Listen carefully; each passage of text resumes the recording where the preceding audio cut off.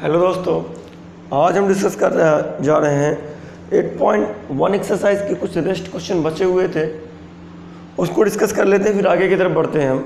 Question number आपका 3rd तक homework था, लेकिन अगर 4th एंड 5th की बात करें, 5th की बात करें तो वो भी आपका पूरा का पूरा हो जाएगा जहाँ तक है। क्वेश्चन नंबर 4th में अगर डिस्कस कर लें हम, हमें बोला गया है 8.1 एक्सरसाइज जो है, क्वेश्चन नंबर 4th क्या कहा गया है कि आपका गिवन है 15 cot A इक्वल टू 8। तो आपको क्या फाइंड आउट करना है, sine A and sec A, sine A और सेक ए फाइंड आउट करना है। ठीक है, तो हमें भाई ये रेशियो पता है, हमें किसी का रेशियो पता है, तो वहाँ से हम बात कर सकते हैं। तो यहाँ पास 15 cot A इक्वल टू 8 दिया गया है, तो हम cot A की बात करते हैं।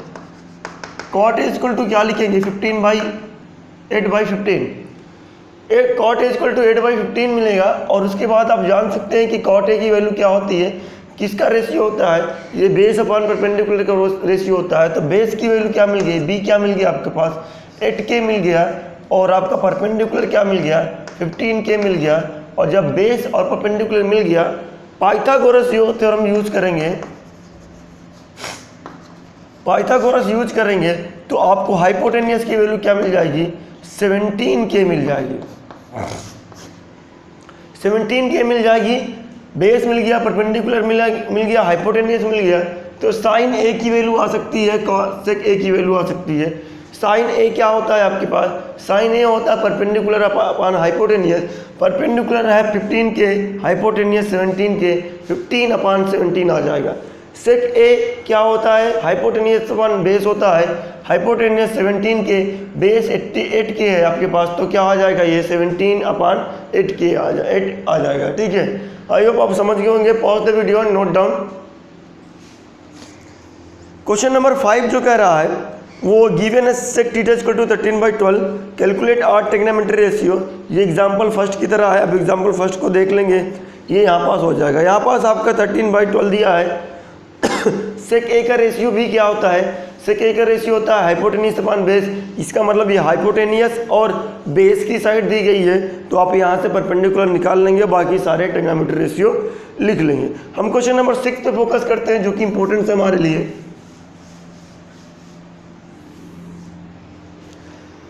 क्वेश्चन नंबर 6 क्या कहता है, क्वेश्चन नंबर 6 कहता है if angle A and angle B are acute angle such that cos A equal to cos B, then show that angle A equal to angle B. आपको बोला है एंगल ए और angle B जो है, angle A and angle B कैसे angle है बेटा, acute angle है।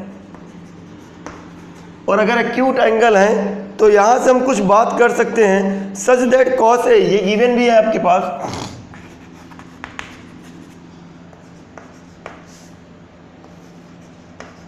Cos A equal to cos B, ये इक्वेशन फर्स्ट मान लेते हैं। और आपको क्या प्रूफ करना है, this to show that angle A equal to angle B, ये बात करनी है। तो ये जो भी आपका कॉस ए और बी की बात हो रही है, तो यहाँ ए और बी की बात हो रही है, तो जान गए हम ए और बी कैसे एंगल है, एक्यूट एंगल है। और अगर ए और बी एक्यूट एंगल है, तो जाहिर सी बात है ये जो रेशियो लग रहा है, रेशियो मिल रहा है, ये सारे के सारे रेशियो राइट ट्रायंगल से मिल रहा है। तो राइट ट्रायंगल बना लेते हैं हम। राइट ट्रायंगल जैसे बनाया, ये बन गया राइट ट्रायंगल भाई, जिसमें एंगल ए और बी क्या है, एक्यूट एंगल है। एक्यूट का मतलब क्या होता है, 90 से लेस। तो जाहिर सी बात है अगर ये 90 है, तो ये जो है ए जो है वो 90 से कम है, बी भी जो है वो 90 से कम है। आप 90 देने के बाद दोनों एंगल को किसी को भी आप कोई नेमिंग दे सकते हैं। ए और बी आपके पास एक्यूट एंगल है, हमने सी को राइट दे दिया। अब बात करते हैं हम कॉस ए निकालते हैं यहाँ से भाई।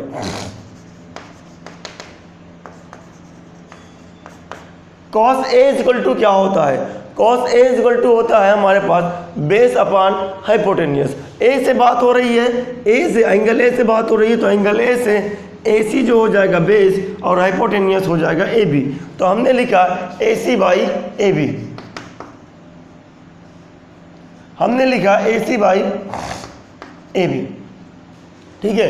कॉस बी से बात करते हैं, कॉस बी की बात करते हैं। कॉस बी जो है देखा जाए एंगल बी से अब बात होने लगी है, एंगल बी से बेस हो जाएगा बी सी, हाइपोटेनियस हो जाएगा ए बी, क्योंकि आपका जो बेस होता है वो आपका एंगल का एडजेसेंट साइड होता है। तो एंगल कौन है बी, उसका एडजेसेंट साइड है बी सी, तो इसका मतलब क्या हो गया B C by A B. ठीक है। Put cos A and cos B in first equation, first equation में पुट कर देते तो क्या मिलेगा, cos A की वैल्यू तो हम लिखते हैं cos A की वैल्यू AC अपान AB, और उसके बाद cos B की वैल्यू क्या लिखते हैं BC अपान AB। ठीक है। देखिएगा तो ए बी से ए बी खत्म हो गया, क्रॉस मल्टीप्लाई से खत्म हो जाएगा आपका ए बी से ए बी, तो A C is equal to क्या मिल रहा है B C. A C is equal to B C मिल चुका है। तो आपको 9th क्लास में एक थ्योरम पढ़ाई गई थी 7 चैप्टर्स में, वहाँ बताया गया था कि जब किसी भी ट्रायंगल के दो एंगल आपस में इक्वल होते हैं तो उसके अपोजिट वाली साइड क्या होती है, वो भी क्या हो जाती है, इक्वल हो जाती है। इसका रिवर्स भी पढ़ाया गया था कि अगर दो साइड इक्वल हैं किसी भी ट्रायंगल की तो उसके अपोजिट वाले भी एंगल इक्वल हो जाते हैं। तो इसका मतलब ए सी और बी सी आपस में इक्वल हैं तो इनके अपोजिट वाले एंगल्स क्या होंगे, वो इक्वल हो जाएंगे। तो हम ये कह सकते हैं ए सी का सामने वाला एंगल आपका है बी और बी सी के सामने वाला एंगल है ए, तो हम ये कह सकते हैं angle A equal to angle B. क्यों कह सकते हैं, हम ये कह सकते हैं कि जो आपकी जो एंगल्स हैं वो इक्वल साइड के अपोजिट एंगल्स हैं। ठीक है। Angle opposite to equal side are equal, angle opposite to equal sides are equal, तो hence angle A equal to angle B हो गया, हेंस प्रूव्ड। ये आपका प्रूव हो चुका है। ठीक है। Pause the video and note down.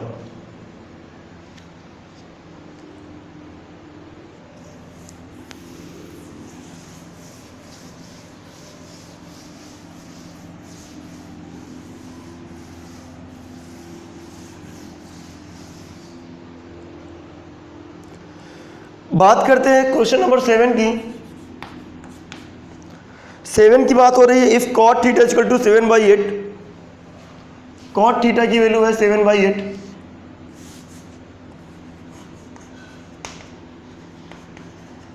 और हमसे बोला जा रहा है इवेलुएट फर्स्ट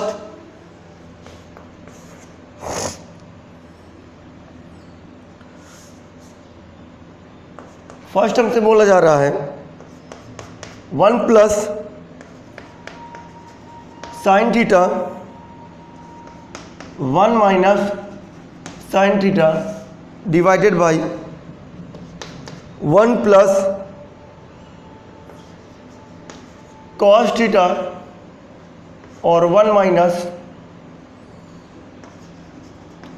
कॉस थीटा। ये वैल्यू हमारे पास आपको इवेलुएट करने के लिए दी गई है। चलिए कर लेते हैं। आप कॉट स्क्वायर थीटा सेकंड वाला आप कर सकते हैं इस कैसे, क्योंकि कॉट थीटा की वैल्यू दी गई है तो जाहिर सी बात है कॉट का स्क्वायर है तो कॉट की वैल्यू का भी स्क्वायर होगा। ठीक है। तो कॉट सेकंड वाला आपका क्या हो जाएगा 49/8 आ जाएगा, आप 49/64 आ जाएगा, आप ये कर लीजिएगा। सबसे पहले इसको करते हैं, हमको गिवन में जो दिया गया है उसको लिख लेते हैं। गिवन है कॉट थीटा इक्वल टू 7/8, तो जाहिर सी बात ये किसको रेशियो है, कॉट थीटा रेशियो है बेस अपन परपेंडिकुलर का। बेस आपका क्या दिया गया है, बेस दिया है 7K और परपेंडिकुलर दिया गया है 8K। और अगर इसका हम हाइपोटेनियस को बाय यूजिंग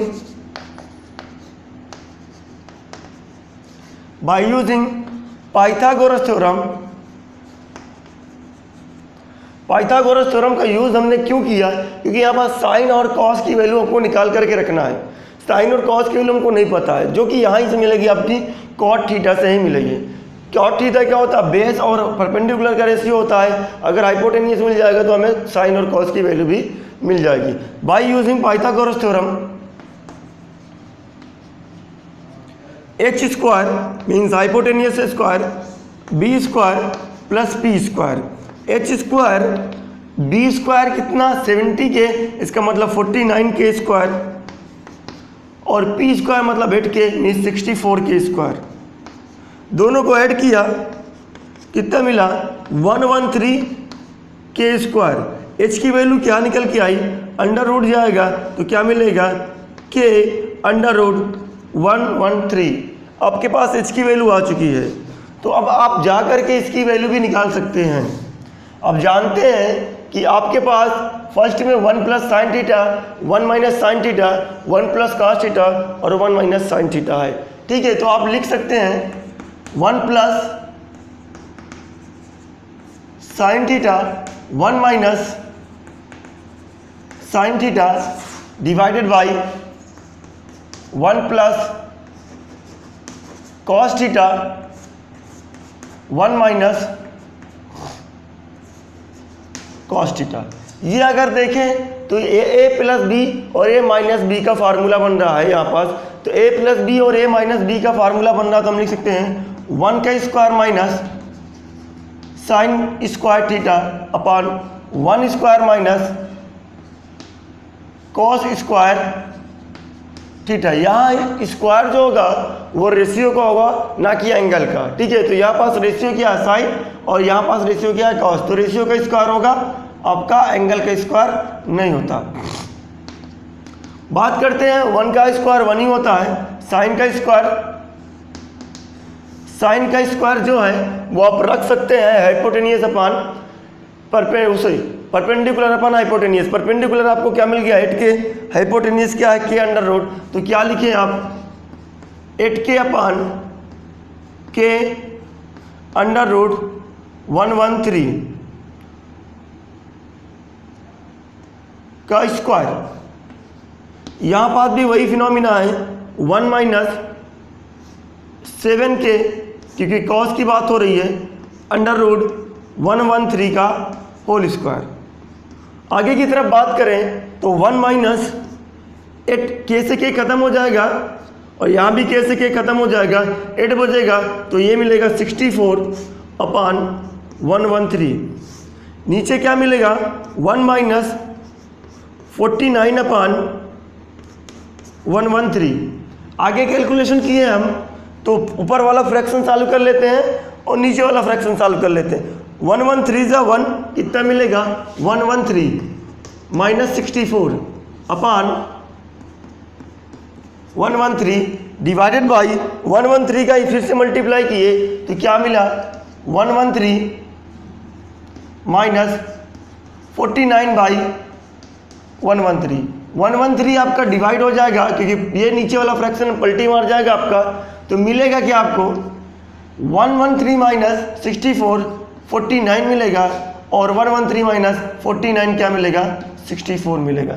ये रहा आपका लास्ट आंसर। ठीक है, और कॉट स्क्वायर सेकंड की बात हो रही है तो कॉट स्क्वायर आपको दिया गया है सेकंड में। तो कॉट की वैल्यू आपको पता है, आप कॉट का स्क्वायर कर सकते हैं। जब कॉट की वैल्यू पता है तो कॉट का स्क्वायर मतलब वैल्यू का स्क्वायर। तो क्या मिलेगा 7/8 का स्क्वायर मीन्स 49/64। ये भी आ गया आपका। ठीक है, इसी तरीके से आप एक नंबर की बात करेंगे, क्वेश्चन नंबर 8 की बात करेंगे। यहाँ पास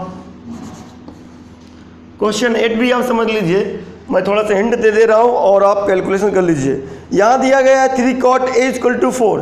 3 cot A = 4 की अगर बात हो रही है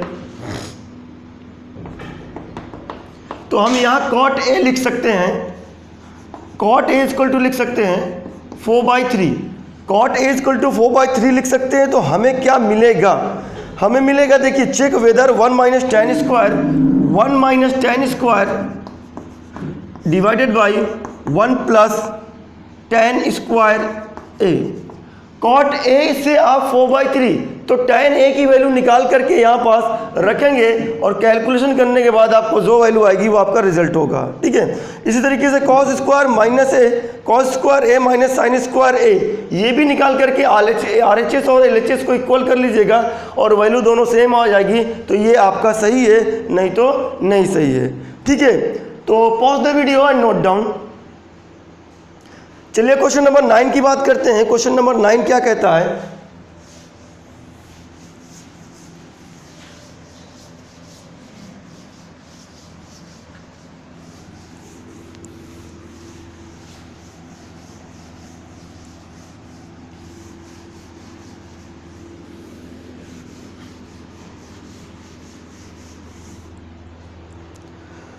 क्वेश्चन नंबर 9 कहता है हमसे, in triangle ABC right angle at B. बना लेते हैं triangle ABC, right angle B को दे देते हैं। ट्रायंगल एबीसी बना दिए, राइट एंगल हमने दे दिया बी को। जब बी को दे दिया तो ए और सी आपका कुछ भी हो जाएगा। If tan a is equal to 1/√3, given में क्या चीज है? गिवन में एंगल बी की वैल्यू है 90 डिग्री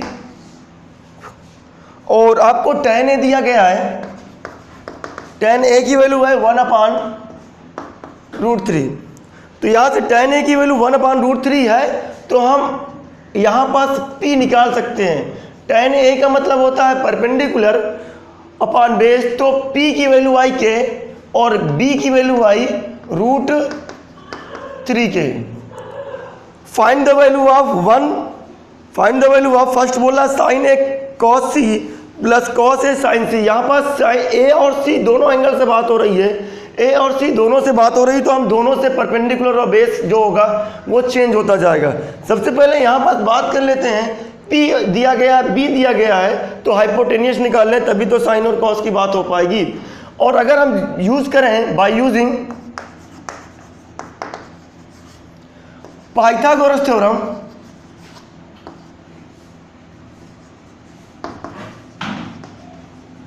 पाइथागोरस थ्योरम का यूज करें तो हाइपोटेनियस का स्क्वायर, परपेंडिकुलर का स्क्वायर, बेस का स्क्वायर, हाइपोटेनियस का स्क्वायर इक्वल टू परपेंडिकुलर का स्क्वायर मींस k का स्क्वायर,